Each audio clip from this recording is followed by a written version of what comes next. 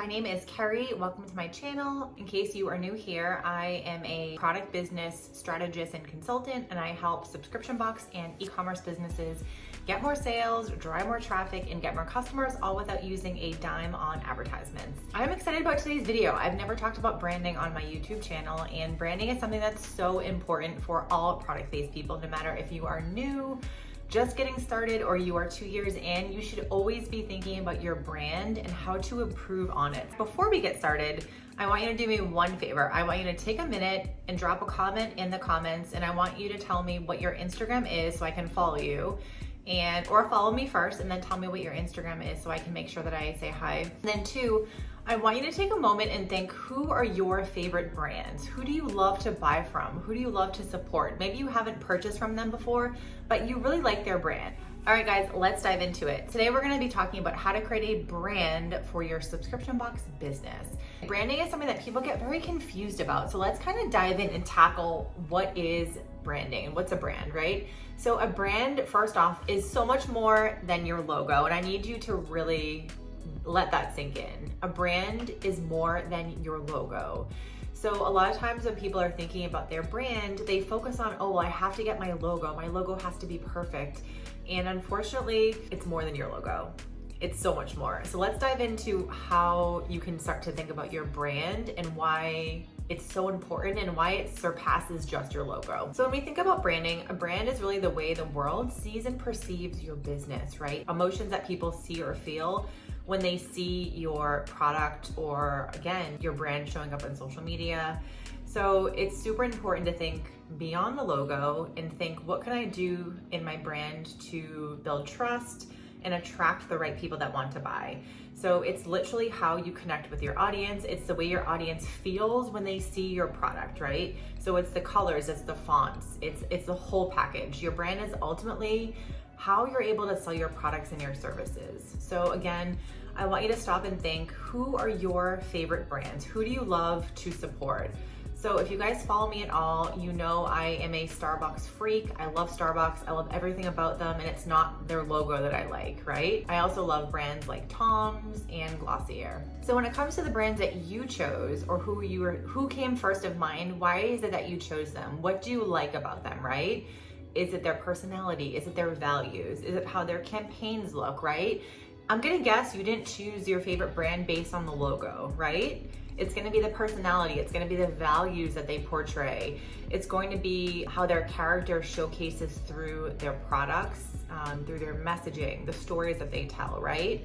So it's not the logo, and that's what I really want you to take away from this episode, is my brand is more than my logo.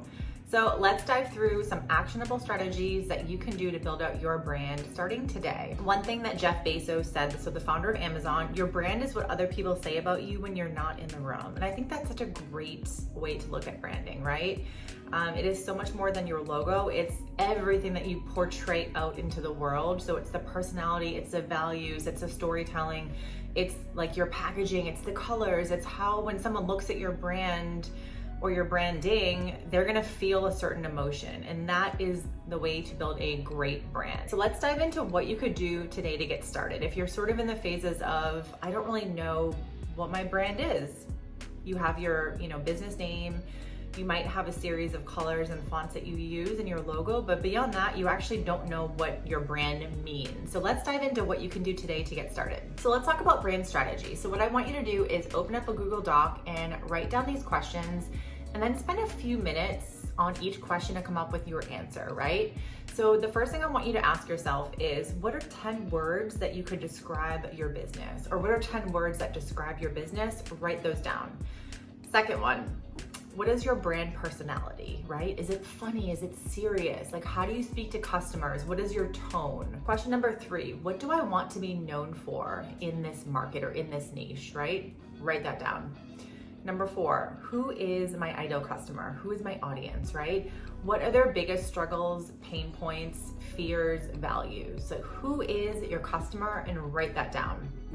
And then the next question I want you to answer is, what about your business sets you apart from competitors, right? How are you going to be different from them? Visually speaking, personality speaking? I want you to really think about that question. After you spend some time and write these questions down, you can come back to this video and reference the questions. I want you to start a mood board, okay?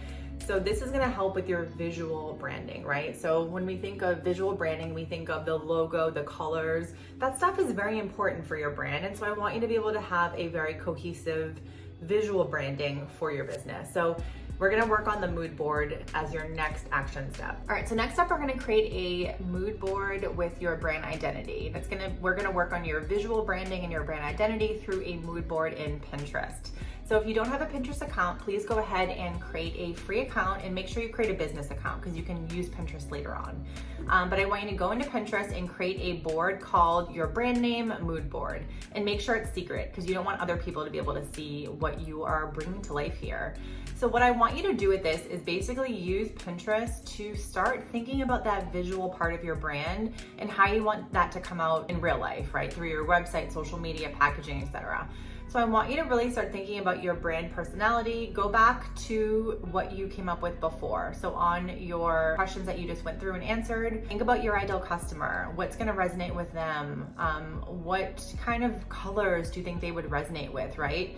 If you've never looked at any sort of color psychology, there's a whole thing about color psychology that talks about the way people feel when they look at different colors. So if your brand is like super serious and like, you know, corporate, you're not going to want to have like crazy pinks and reds and oranges because that's not going to feel professional. You're going to want probably like blues or darker colors, right? That like blue is a color of trust, right? Green is going to be used by lots of natural brands. Like if you have natural cleaners or natural other like skincare, a lot of brands like that use green, right? Where a lot of brands that are more energetic and like high vibe, they're gonna use orange because orange is a color associated with energy. So make sure you spend a little bit of time and look at the color psychology, which you can just literally go into Google and type in color psychology and you'll find lots of articles that will talk about colors. But that is so important when you are trying to come up with your brand colors, is they really need to align with the psychology that someone will feel when they go to your website. And there's nothing worse than going to a website and you're like, oh God, this look like it doesn't work. Like the colors make me feel anxious when I look at it. Go into Pinterest and search for, you know, different brand colors and see what you feel. Like you want to start putting stuff into your mood board in Pinterest, and you're gonna start to see patterns of things that you like. And again, if you're not sure where to get started, go like look up Show It website templates and start putting those into your mood board in Pinterest, and you'll get an idea of colors, font combinations, and style that you really, really like, and that's gonna help you create your own visual branding. So your colors and your fonts and sort of just the general personality that you want to portray through your branding. So that's gonna be what you use Pinterest for. It's like you're brain dumping into a visual board, and then you can go and you know what, you'll probably notice patterns first off. Second off, you're gonna be like, I feel like this style isn't actually what I'm going for. So it's gonna help you to just get some inspiration for your own branding. So I wanna give you an example of a mood board I created for my business, the Dapper Dog Box. This is what I put together on Pinterest, and you can see the different colors and fonts and just vibe that I'm trying to portray through my branding. So again, for my old business, I was trying to attract, you know, modern, trendy dog moms, you know, 20s to 30s, like early 30s.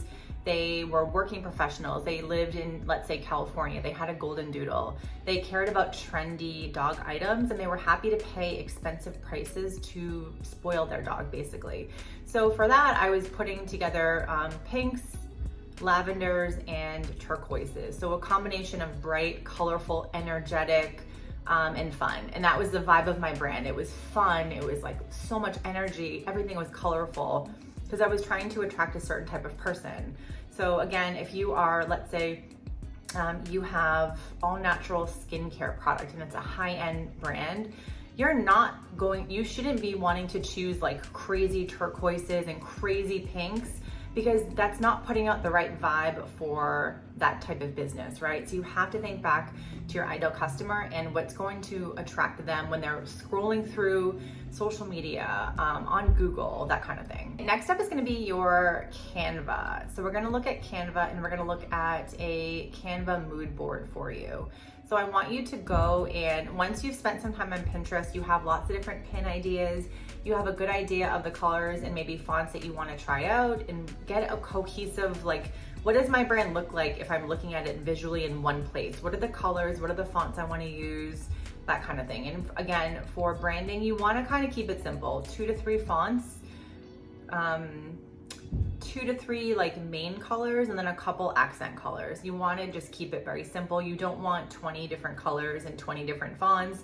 Especially with fonts, you have to keep it super simple. There's nothing more distracting than going to a website that has like everything has a different font and different size and a different vibe. It just looks horrible. So keep that in mind. Next up is going to go over to canva.com, and you want to just go into Canva and look up mood board, right? There's plenty of templates that you can use, and you can use their free mood boards where you can put together some of the colors and fonts and, like, you know, other accent style pieces in that mood board. So you can visually look at it and say, okay, this looks great, or like, you know what, I feel like I'm missing something. Let me go back to Pinterest and grab a new image to put in my mood board.